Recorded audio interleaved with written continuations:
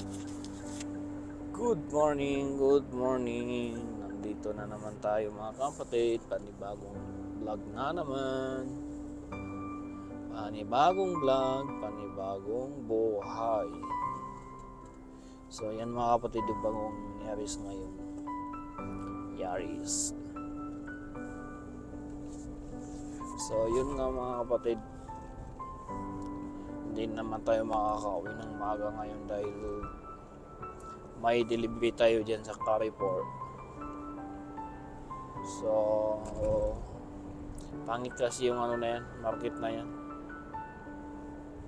Pag may delivery dyan, kailangan pila-pilaan yan. Kung sino yung unang dumating, yun ang unang ma-receive. Dyan kasi pag ganitong web-based, maraming mga kumpanya na nagde-deliver. Kaya ayun, sinabihan natin yung driver na sa iba pumunta siya, sa ibang market siya pumunta. Tsaka ngayon may delivery ako sa online, yung mga online. Sa Nana Aldrid.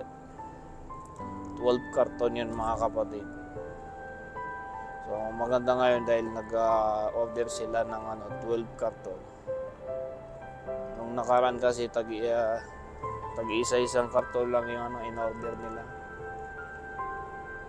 Kaya yun, maganda ngayon dahil mapupuno na yung freezer natin doon. So ngayon ay doon muna tayo pupunta sa Danube Yasmin. So i-check natin kung may naka-promo ba doon na mga item natin. Wala. So ito mga kapatid, yung hunger station, mga yan, Radar siya. Radar. So malaki din mga kapatid yung kitaan dyan. Dahil tipid ka sa gasolina, una tipid ka sa gasolina, tsaka mabilis ka makarating, yun. Hindi ka tulad yung nakakotse ka, mahal ng gasolina. Ang mahal ng gasolina. Kaya ngayon, minsan lang tayo nakakaikot. Hindi tayo nag-iikot ng ibang tawag doon. Yung hindi tayo pumupunta sa mga malalayong lugar dahil mahal ng gasolina ngayon. Alam niyo ba mga kapatid, nung bago ako dito, yung gasolina, napakamura mga kapatid. Mas mahal pa yung tubig kaysa gasolina. Dati yung gasolina noong 91, nasa, hindi pa yung nag-1 real eh. Kung hindi ako nakakamali, nasa 70.75 halala yata yun. 0.75 halala. Tapos ngayon naging na 2.18 real, 2 reals. So sana hanggang dyan na lang yung presyo ng gasolina.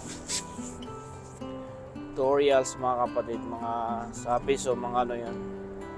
Yung 1 liter ay nasa mga 30 reals yun, 30 pesos. Baka nasa 27 pesos yung 2.18, nasa yata 27 pesos. So ang mahal mga kapatid. Dati mga kapatid, yung 24 reals ay nakaka-full tank ka ng 24, 27. So dati yung sa akin ko, yung kotse ko ay yung Dioxin. Tapos yung full tank ko mga 24 lang. Pag sinagad ko mga 27. Tapos ngayon 84 na mga kapatid. Tingnan niyo kung paano tumaas yung presyo ng gasolina. 84 ngayon mga kapatid yung ating full tank. So nandito tayong mga kapatid sa Abu Bakar Street. So araw-araw tayong nakakadaan dito. Halos araw-araw ay dumadaan ako sa street na to.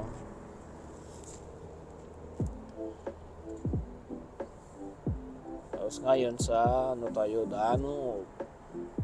So yan, inulit lang natin yung ating pupuntahan sa Danube. Tapos pag-iisipan natin kung ano yung malapit, kung ano yung hindi natin napuntahan kahapon, para yun ang bisitahin natin, para makita natin kung anong meron, kung may problema ba doon o wala, o nag-update pa sila ng mga price. Dahil kahapon ay nagpalit sila ng price. Lahat ng market dito sa Riyadh ay nagpalit ng price kahapon. So dati mga kapatid, ganyan yung sakyan ko, yung Yaris, kung sa Pilipinas ay Vios din. So dati ang una-una kong sakyan dito ay yung Nissan Altima. Yung dalawa yung tambutso niya.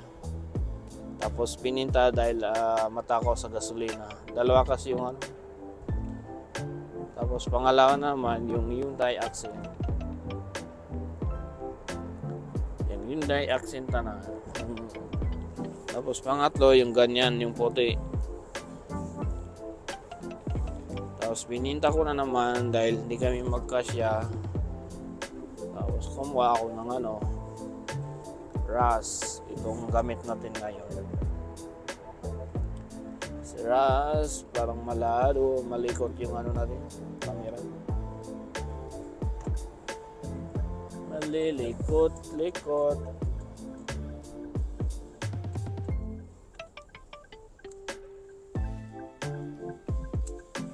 So, ganito mga kapatid, hindi tayo tatawid yan. Dahil bawal yan. Bawal tayo mag-cross doon. So, okay lang na mapalayo tayo. Okay lang na mapalayo para sigurado na hindi tayo magkakaproblema. So, dito tayo, tapos liliko na naman tayo doon.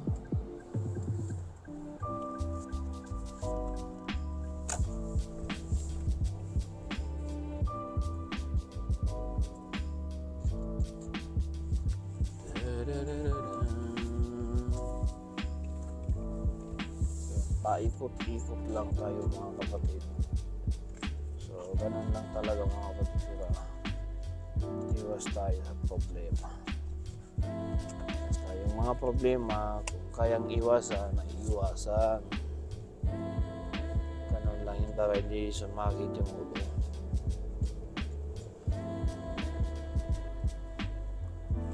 Yung mga alam natin na magkakaproblema tayo, kung kayang iwasan.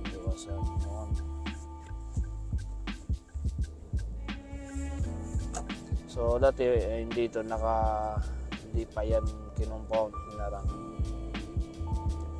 Baka pagtatayuan yan ng bahay. Pagtatayuan ng bahay. So ganito lang mga kapatid sa trabaho ng merchandiser. Kailangan alam mo yung daan. Kailangan alam mo yung pasikot-sikot para mabilis kang makarating sa market na pupuntahan mo. Dahil kung susundan mo ay yung GPS, ay mapapalayo ka. Ako tumitingin ako sa GPS, pero ang tinitingnan ko lang doon yung mga traffic. Tinitingnan ko lang kung yung dadanan ko ba ay matraffic doon o hindi. So ano na kasi tayo dito, 18 years na kasi tayo dito sa Saudi Arabia, kaya medyo kabisado na natin yung mga pasikot-sikot dito. So 18 years yun, so hindi pa natin nadaanan ng lahat ng mga kalsada dito. So ito na mga kapatid, dumating na tayo dito sa Danube Yasmin. So ito yung Danube Yasmin, so doon tayo paparking sa bandang dito na lang, dahil doon minsan yung Poso Negro, yung sumisip-sip ng dumi ay haharangin tayo. So tuwing may siya, sisip-sipin siya dyan. Dito na lang tayo. Dito tayo. So yun mga kapatid, dumating na tayo dito. Hanggang dito na lang. So maraming salamat sa palaging sumusuporta at nandyan palagi. At kung hindi ka pa nakapag-subscribe sa ating YouTube channel at hindi ka pa nakapalo, ay pakiclick na po yung subscribe button at yung follow button. At yung ano bang tawag to? Bell ba yun? Bells? Yung tumutunog ring. So yun. Salamat sa panonood.